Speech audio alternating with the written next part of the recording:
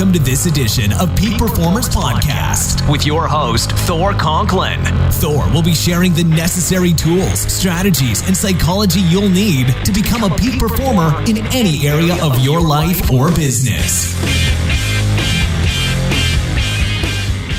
Welcome to another episode of the Peak Performers Podcast. I'm your host, Thor Conklin. Today, our guest is Rich Allen, a nationally recognized speaker. He is all about profitability and taking your team and really figuring out to have a highly engaged team and really figuring how to make it a well-oiled machine. A matter of fact, one of his favorite metaphors is a bicycle. As a triathlete, I think I even got my Iron Man shirt on today. So, hey, nice. I love riding, and I'm really fascinated to know what this metaphor is. I could have used it on my 125-mile bike rides training for the Ironman. 7 hours just pedaling away. It builds character and grit. So, welcome to the show. Thor, glad to be here. Thanks for having me on. And matter of fact, your company is Toward a Profit. That's true. Yeah. I love that. I love that. So tell us about the bike. How does the bike fit in as the metaphor? Well, Thor, I had I had an opportunity several years ago, many years ago, to run a manufacturing business. Had never run a business before, always wanted to, and I had this chance. We acquired a small manufacturing firm, about 200 people, doing about 30 million in sales. And to be honest, that I walked into the business and, excited to be there, but I had no idea what I was going to do to get the business better, to get the team to really want to be a part of it, not just show up for a paycheck, but really do something extraordinary in the business. And so for several weeks, Thor, I walked around the business I was play acting. I was faking it, just shaking people's hand, asking what they were doing. And then one day I had this idea that perhaps I could use a bike as a way to explain to the team how a business worked. And so I brought the bike in. This is the bike I used to ride at the time. And I brought it in, put it at the front of the meeting room, brought all of our 200 folks together in a part of the warehouse. And I basically motioned to the bike and said, "Guys, what's this?" And they looked at me like I'd lost my mind. This is our new leader.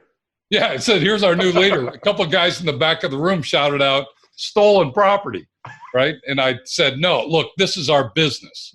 And if we could understand how this bike is like our business and our business is like this bike, we can tune up our business and make it go really fast." And that's what we did.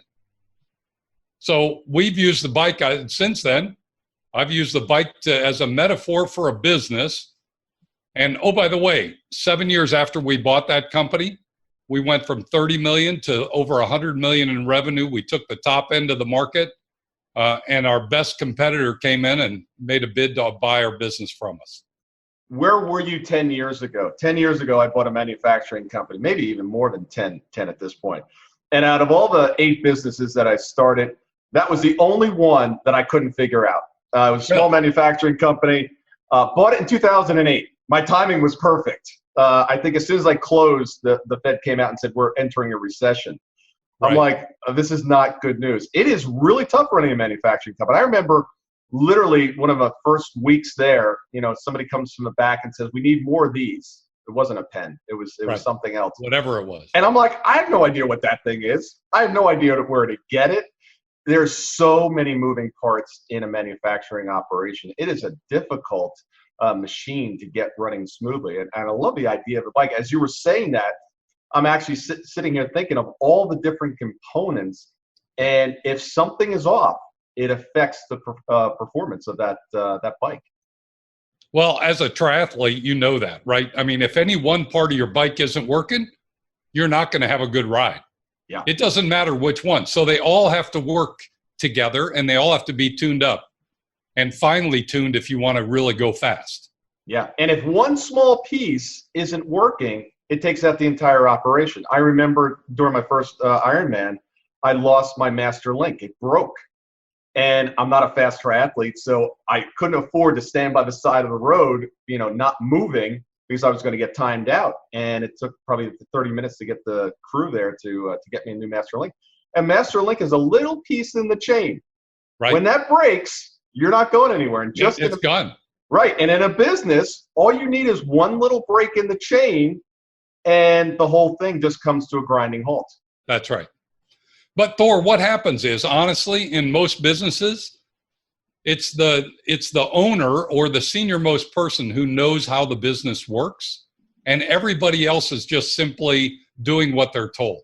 Yeah. And I didn't know, we bought a door manufacturer. I didn't know how to build doors.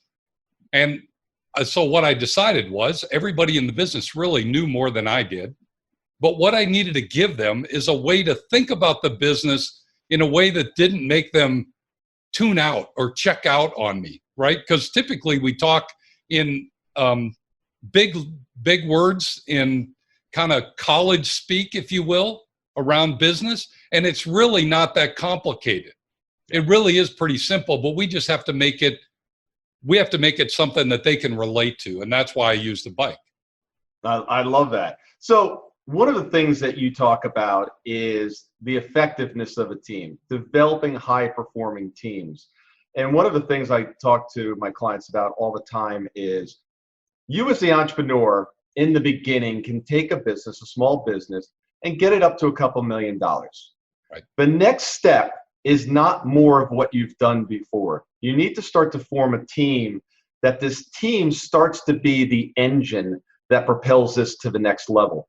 I think every entrepreneur complains about their team. If I ask a question, who has a fantastic team, no issues, everything's working great, nobody raises their hand. And of course, the initial default is, well, it's a tough job market. I can't find the right people. I call BS on that. You as the leader had the ability to train and to mentor and to get this team, any team, to do what's necessary. How do you produce top performing teams? I think there are a couple of critical things that come into play here. And if I can, as we talk about this, Thor, let me reference the bike because I think it'll make it make sense. Right? So the first thing I'd tell a business owner or a senior leader to do is to put your hands on the handlebars and steer the business.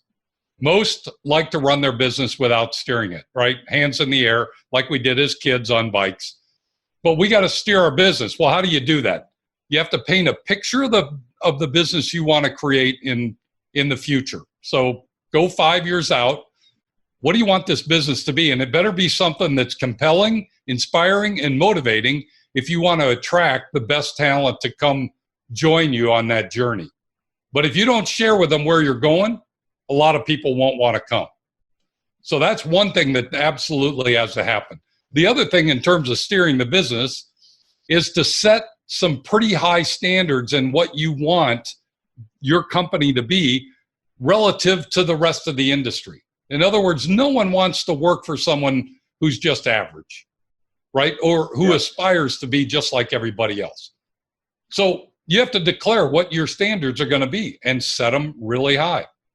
The third thing I do, and then we'll just take a quick pause, but the third thing is to have a purpose for your business that's greater than just you getting rich, right? No one wants to work for you getting your lake house, your RV, your next big vacation. You have to find something that you're passionate about and let the business be the conduit or the engine to help drive and invest in that. It might be a mission, it might be a cause, whatever it is. But if you want to get people to want to jump on your team and help you do something, declare what your cause is, and the kind of people who appreciate that, they'll follow you. I find a lot of business owners struggle in this area, other than doing some sort of philanthropic outreach to the community or something, but really getting the purpose around, why am I here? Because let's face it, why do most entrepreneurs go into their own business? They want to make a lot of money, they want to be the boss, and they want to take more time off. Right. Which, of course, most entrepreneurs never even get to. They're working harder, but making less money, and they never get to those goals. So how do you help an entrepreneur figure out what that purpose is? A big part of that, Thor, is really just having a candid conversation about what matters. And and what do they, when they're not at work, what really drives them? It's kind of, I use this phrase, kind of what's your Popeye moment, right? Every time Popeye, if you're familiar with that, yeah. anybody, yeah. At some point he gets beat up along the way, and then he says, "That's all I can stands, and I can't stands no more." And the question is, what is it for you, right? And if there's something that you are that passionate about, then let's try to make the business have an impact on that. And a lot of times, if I can get people out of the business to think about their life, their family, their close friends, whatever it is, we'll find something that they say, you know what, if I can make an impact on this, that'd mean a lot to me. Great. Let's make the business about that. One thing that capitalists, entrepreneurs understand, that businesses need to make a profit. It's the profit that employs the people. It's the profit that keeps the doors open. It's the profit that allows the business to exist. Without profit, all you're doing is digging into cash, and when the cash is gone, the doors are shut. When you're driving towards that profit, so many entrepreneurs get wrapped up in this almost of an ego thing. You ask, how's business? Business is great. Sales are up 13%. How's business? Oh, we're opening up a new office. We just hired, our 200th employee. They're very driven on kind of the esoteric things, but the few focus on the profitability and really have the dials, the KPIs, the critical drivers tuned in so they know what's going on. What do you see the mistakes that a lot of entrepreneurs are making, and how are you guiding your clients to understand, and their teams? Because remember, the teams think, we're making all this money, I'm not getting it, right. I'm just getting my hourly wage. It's almost, there's a conflict between the team and the owners. How do you resolve that, and how do you get those entrepreneurs to focus on the profitability? Yeah, I would say this, Thor, that I'm a big proponent of full disclosure for anybody who owns a business, right? The more that you can share with your team, the more likely they're going to come alongside you and help you win. I will tell you this. Here's one example, and it may be best to say it with a story. I remember when I first came to this manufacturing business, we weren't making any money. We were doing 30 million in revenue, zero profit.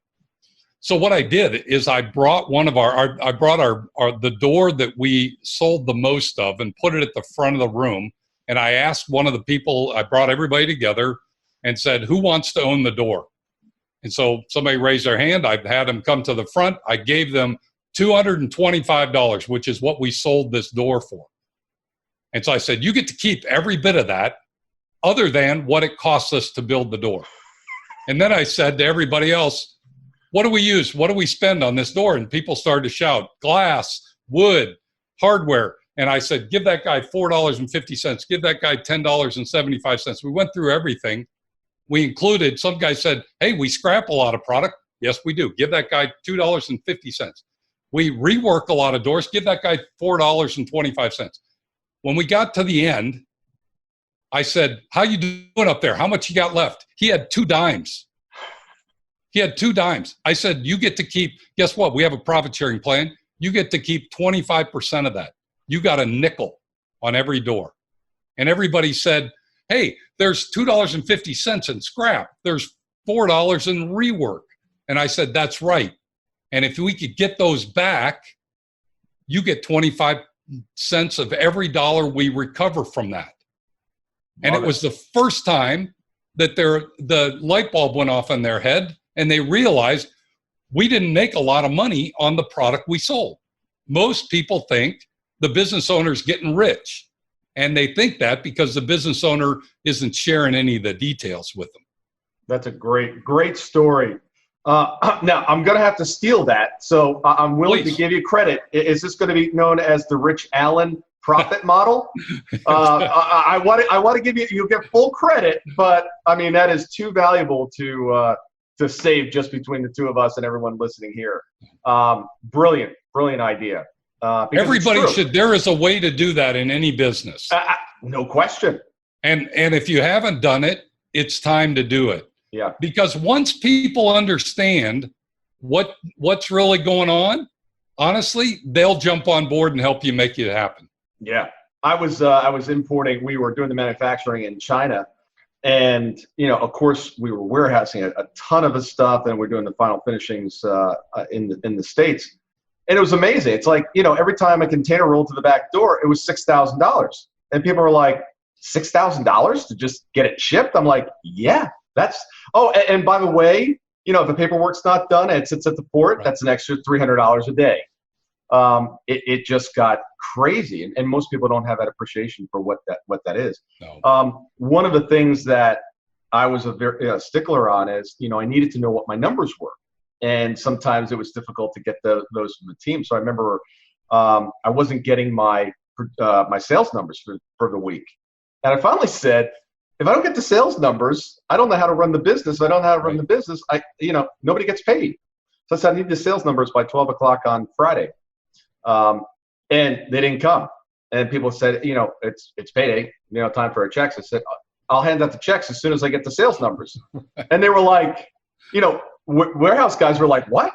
I'm like, yeah, as soon as Tammy gives me the sales numbers, I'll hand out the checks. They're like, oh, she hasn't given you the numbers? I said, no, as soon as I get the numbers, I hand out the checks. And guess how long it took us to fix that problem? Not 1 week. 1 week. Those That's numbers good. were in by noon. I don't even know if that's a violation of some sort of labor code or something. I have no idea. But make the point. Yeah, it's like these are important. This is just not something that's going to go into a spreadsheet. I need to know these numbers for the projections. It's so important. I want to switch on something because this is a topic that is happening today. We're filming this March 9th in 2020. We're seeing a really interesting time in the United States. We have a stock market that's under pressure. We've got oil at almost all-time lows. Right. Things are going to continue to deteriorate there. We've got the coronavirus. This is going to be a really, really tough time for small businesses. And as we're filming this, I don't think this is really sunk in to most of the people in the United States. But if you look around the world, what's happened in Italy, what's happened in China, we're going to start seeing restaurants without people. We're going to start seeing movie theaters with people. Some of the larger organizations are going to be able to survive this, but the mom and pops don't have the cash to survive 4 or 5 weeks of nobody coming into their store. That's right. I'm not saying we're going to get to Armageddon, and this is going to pass. And then a year from now, we're going to say it was a very tough time, but we made it through. But there's some real people on the ground that are going to have a very difficult time in the coming weeks. What do you say to those businesses? How do they prepare for what's about to come? You started this whole discussion by talking about knowing your numbers. And this is going to be the most critical time that people need to use numbers to make good decisions in their business, not just emotion. Yep. And so you've got to have it. And so let me just, again, frame it up as in the context of the bike. On the bike, there are 2 places where the rubber meets the road. In business, there are 2 places where the rubber meets the road. The front wheel of the bike represents our ability to win new customers. The back wheel of our bike represents our ability to serve those customers. You notice on the back wheel of your bike, there are gears, so we can go at different speeds based on the economy, based on seasonality. This is a critical time that we have flexibility in our business so we can downshift without spending a lot of money, without making our service more expensive because we have fewer customers. And if someone's running their business with a single gear back wheel, it's going to be very, very difficult. But here's the interesting thing, Thor. You were talking about it, right? How do you control the speed on the front and back wheels of your bike? Well, you do it with your brakes. Well, the brakes in your business are your financial controls. And there are 4 documents, right? You know them. Your P&L, your balance sheet, your cash flow forecast, and your budget. And here's the reality. Most business owners are running their business without looking at those on a regular basis. They're doing it based on the checkbook balance.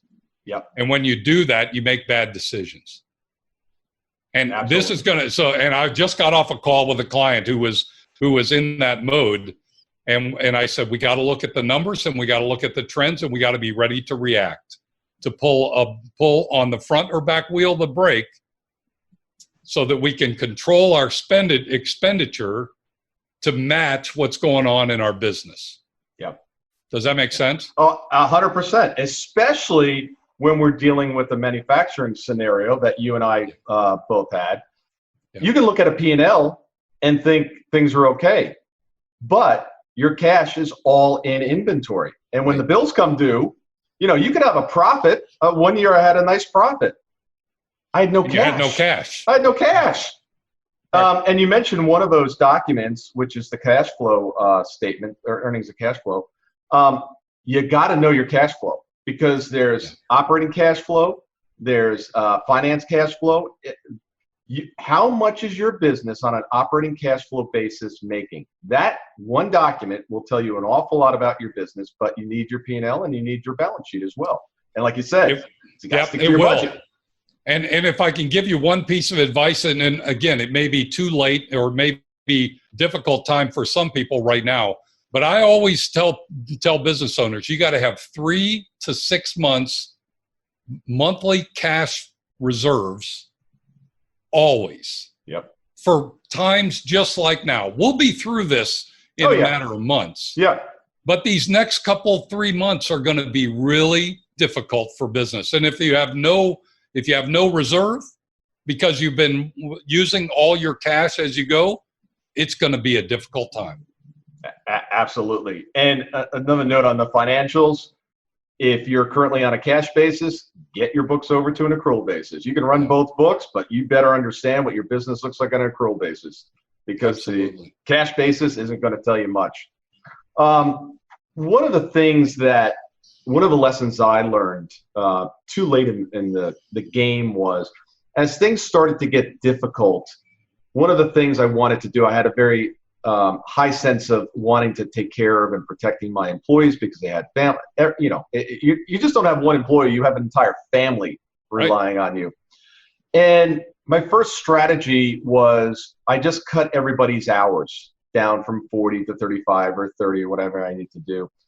And I realized at the end that it wasn't a very good strategy. And for me, what it did is it put a hardship on every single family across the company, because no one could afford to live on 75% of what they were making at 30 hours. And I realized that the only way to sustain the business is I needed to take action on headcount, and then enable the people that were there to continue to make a living. It was very painful to cut the staff that I needed to cut, but it was just the right thing, not only for the business, but for the people that were going to be there. Did you ever have a scenario like that where you needed to make some difficult decisions, or were you able to kind of get this thing ramped up from not making money to the 100 million? No, listen, I mean, it's never a straight line deal, right?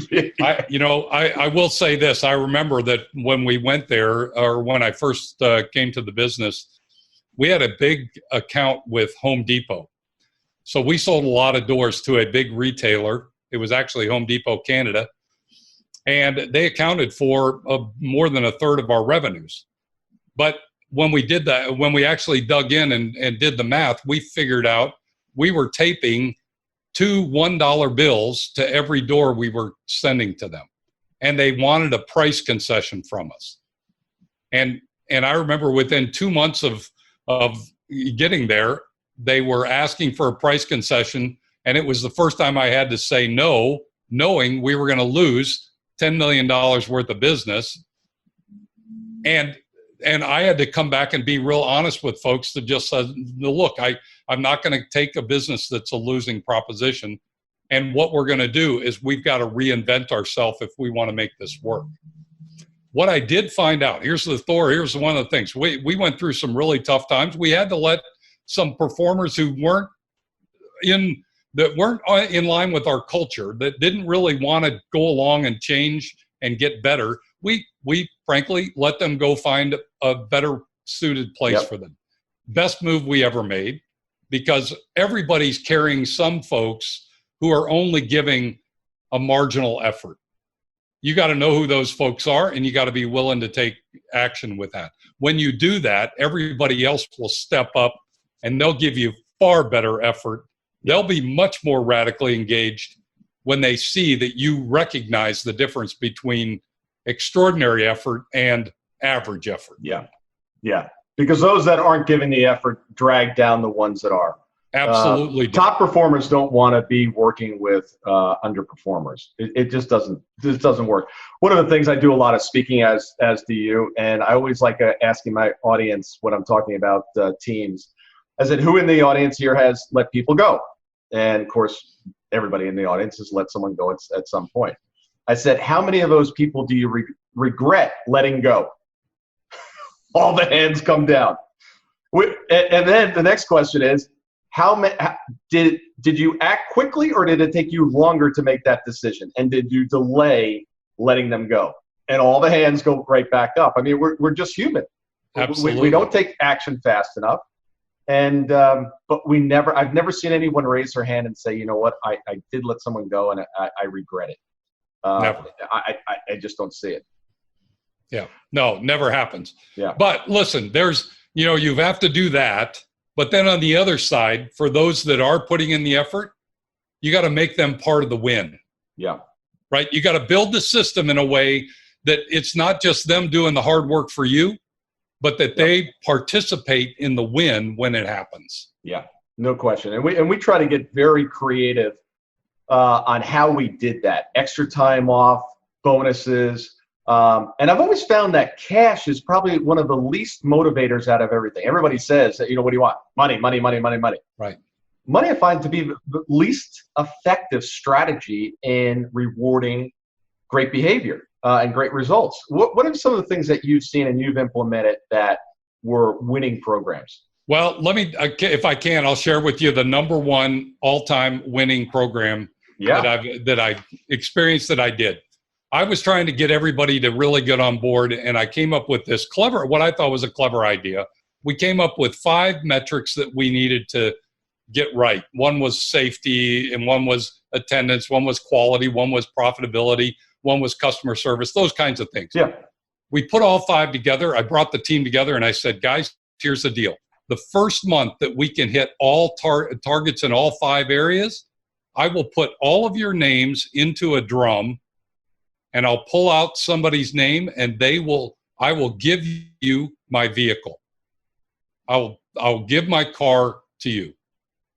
And hands shot up. They said, what kind of cars? I said it was a 2-year-old Jeep Grand Cherokee at the time. They said 4-wheel drive, yeah, 4-wheel drive. Air conditioning, yeah, air conditioning. Right? They want to know everything about it. I said, look, I'm going to drive it until we make all 5 of these on any single month, and then one of you will own my car. They all got so inspired. 5 months later, we hit all 5. We rented out the Surf Ballroom, which was the place that Buddy Holly played his last concert before his plane went down in Clear Lake, Iowa. So we rented out the hall.